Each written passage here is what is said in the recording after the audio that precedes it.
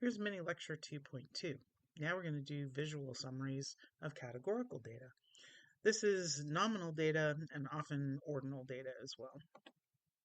So we're going to talk about four different visualizations: bar graphs, which we already had a hint about before, pie charts, waffle charts, and mosaic plots. So remember before we had a histogram, which kind of had bars, was this thing up here, but they run together. Now we want to focus down here on this chart that is highlighted in red, and this is a bar chart. This is from an example that we're going to use later for some other things called the ideal community for you to live in. So this is opinions about where your ideal community is. You see there were four categories: city, rural, suburb, and town. In this case, they're presented alphabetically from left to right.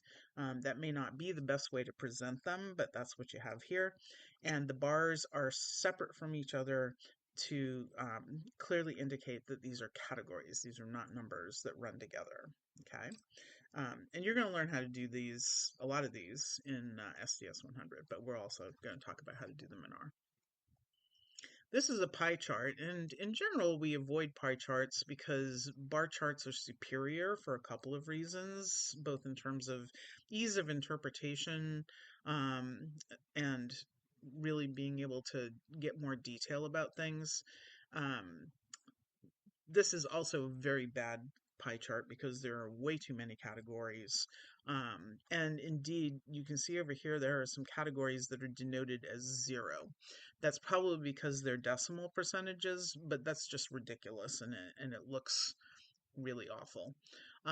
Also notice that colors repeat. So like books are yellow, reference is yellow.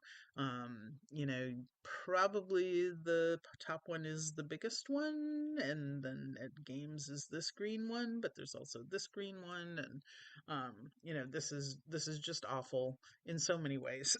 um, so generally we do avoid pie charts. The one thing they're good for is if you have kind of complete data on something and you don't have too many categories, and proportionality is really important to show, where you're really trying to denote this is how much of the pie this thing gets. Maybe expenditure categories in a budget or something. Then they can be kind of okay, but in general, don't make this your first go-to. A waffle chart shows a similar thing, and you can imagine this one would also probably look awful if we did it for the data in the pie chart before. But it can at least give you a really, really clear idea of even those little categories. So this shows proportional frequency like a pie chart.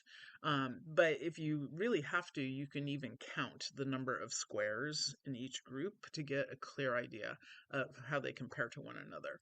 Um, Also, visually, like here, it's really easy to see that town is the largest group because it's got 3 solid columns of purple. Um, Whereas you might have to think for a minute about city, rural, and suburb, and how they compare, right? So suburb has 2 columns plus 4. City has 2 columns plus 5. So city is obviously more um, than suburb, but then what's happening, it looks like rural is really 2 columns plus 1, so it's the least of the 4. But you might have to think about that a little bit.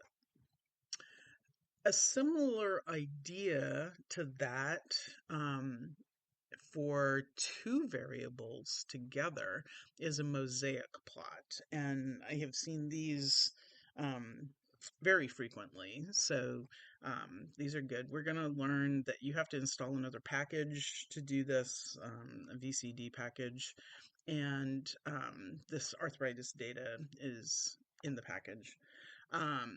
But what this is looking at is whether people received a placebo or an arthritis treatment, placebo on the left, treatment on the right, and whether they improved or not. So the blue or the top box is no improvement, right? So a lot of the placebo people saw no improvement.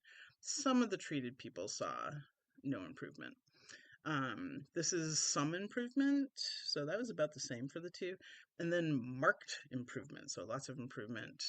Some of the placebo people saw that too, but about 3 times as many of the treatment people saw marked improvement. All right, so the color is not about um, whether they improved or not. The color is the intensity of the result compared to if there was no difference whether they got the placebo or the treatment. All right.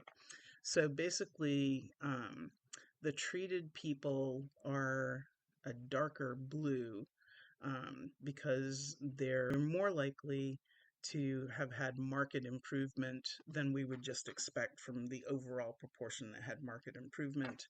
And the placebo group is dark red because there were a lot fewer of them than we would expect if there was no difference based on placebo and treatment. Okay, and we'll talk about how to think about this as we go along and look at tables and numbers and things like that too.